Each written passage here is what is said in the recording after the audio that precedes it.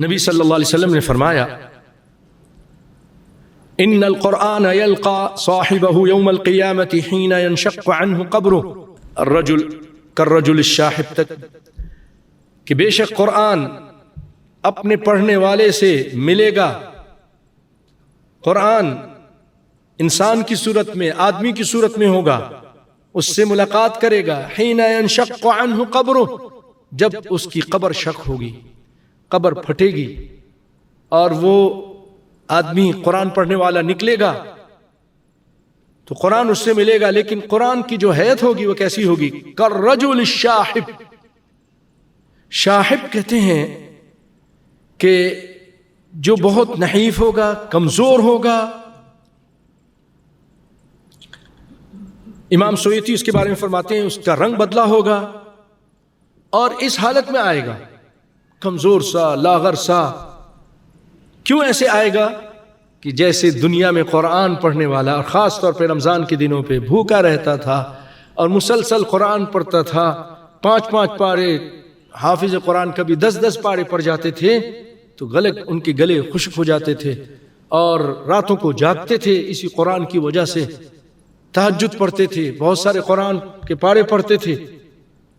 تو اس کمزوری کی، جو کمزوری دنیا میں ان کو ہوئی تھی اس قرآن کی وجہ سے، اب قرآن اس صورت میں آئے گا تاکہ اللہ کے سامنے جائے اور اللہ کو بتائے کہ یہ شخص دنیا میں جیسے اب میں کمزور ہوں، یہ دنیا میں کمزور تھا، اس کا رنگ فق ہو چکا تھا.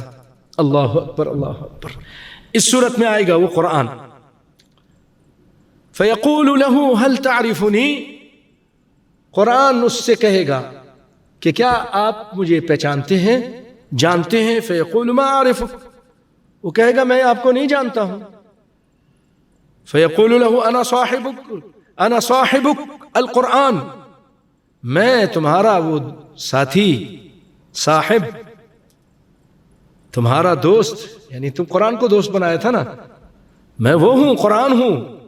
الذی اظمأتک فی حواجر، جس نے تمہیں سخت گرمی کے، حواجر کہتے ہیں یہ نصف النہار کا ٹائم جب ہوتا ہے، یعنی بہت سخت گرمی ہوتی ہے، جب اس ٹائم تم کو پیاسا کیا تھا. خاص طور پہ جب رمضان میں قرآن پڑھ رہا ہوتا ہے اور 9 بجے سے اٹھ کر یا 7 بجے سے اٹھ کر ہی سونے کے بعد تھوڑا سا اٹھ کر پھر وہ جو قرآن پڑھنا شروع کیا اس نے، اب تیز دھوپ ہو رہی ہے اور قرآن پڑھ رہا ہے، پیاسا ہو رہا ہے. فی الحواجر واسہرت لیلتک، اور تجھے راتیں جگوائیں، تجھے جگوایا راتوں کو، تیری رات، یعنی تو راتوں کو جاگتا تھا. پھر کہے گا وہ وَإِنَّ كُلُّ تَاجِرٍ مِّن وَرَاءِ تِجَارَتِهِ، اور ہر تاجر اپنی تجارت کے پیچھے ہے. وراء تجارتہ کیا مطلب؟ کہ اپنی تجارت کی رکھوالی کرتا ہے، اس کی دیکھ بھال کرتا ہے، اس کو ترقی دینے کی کوشش کرتا ہے، اس کی حفاظت کرتا ہے، وہ اپنی تجارت کے پیچھے ہے. وَإِنَّكَ الْيَوْمَ مِنْ وَرَاءِ كُلِّ تِجَارَةٍ، تو ایک تجارت کے پیچھے نہیں، تم جتنی بھی تجارتیں ہیں تم ان سب کے پیچھے ہو، وہ تم سے آگے ہیں، کیونکہ تم سب سے عظیم تاجر ہو، اعظم تاجر ہو. وَأَنْتَ أَعْظَمُ تَاجِرٍ لِأَنَّ تِجَارَتَكَ كَانَتْ مَعَ اللَّهِ، کیونکہ تمہاری جو تجارت تھی وہ اللہ کے ساتھ تھی. روزہ بھی اللہ کے لیے، قرآن بھی اللہ کے لیے، نماز بھی اللہ کے لیے پڑھتے تھے. یہ ہے تجارہ رابحہ، فائدہ مند تجارت. اللہ تعالیٰ ہمیں اسے کرنے کی توفیق عطا فرمائے اخلاص کے ساتھ. آپ آئیں تو آپ بھی اخلاص کے ساتھ کہ اللہ کا دین سنیں. میں، اللہ مجھے بھی اخلاص دے کہ اللہ کے لیے سناؤں اور کوئی مقصد نہ ہو، صرف اللہ کی رضا کے لیے.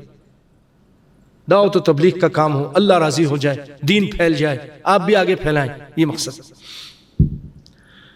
تو کہا کہ تو بہت عظیم تاجر ہو، ساری تجارتیں تمہارے لیے. فَيُعْطَى الْمُلْكُ بِيَمِينِهِ، ملک، بادشاہت اس کو اس کے دائنے ہاتھ میں دی جائے گی. اللہ اکبر. والخلد بشمالی، اور ہمیشگی کی زندگی اس کے سرٹیفکیٹ سمجھو کہ اس کے الٹے ہاتھ میں دیا جائے گا. وَيُوضَعُ عَلَى رَأْسِهِ تَاجُ الْوَقَارِ، اس قرآن کے پڑھنے والے حافظ قرآن کے سر کے اوپر تاج وقار رکھا جائے گا. بعض روایتوں میں ہے، دیگر اور روایتوں میں کہ چاند اور سورج کی روشنی ماند پر جائے گی اس کے سامنے، تیز روشنی ہوگی. اللہ کیا وہ تاج ہوگا. اللہ تعالیٰ ہمیں ہماری اولاد کو سب کو نصیب فرمائے، آمین یا رب العالمین. مشکل نہیں ہے. آپ سوچ رہے ہیں کہ یار میری عمر تو اتنی ہو گئی ہے، اب میں کہاں کر سکتا ہوں. کیوں نہیں کر سکتے؟ آپ بھی کر سکتے ہیں. بہت سارے لوگ ابھی بھی ایسے ایسے عمر کے پہنچ چکے ہیں، انہوں نے کہا بھئی دنیا تو بہت کمائی، بہت کچھ کیا، چلو اب میں قرآن یاد کرتا ہوں. بیٹھ گئے قرآن یاد کرنا، کچھ عرصے میں کر لیا، کر سکتے ہیں. وَيُكْسَى وَالِدَاهُ حُلَّتَيْنِ لَا يَقُومُ لَهُمَا. اہل دنیا کہ اس کے ماں باپ کو، حافظ قرآن کے ماں باپ کو اللہ تعالیٰ دو ایسے حلے پہنائے گا، قیمتی قسم کے لباس پہنائے گا کہ پوری دنیا والے اس کا مقابلہ نہیں کر سکتے.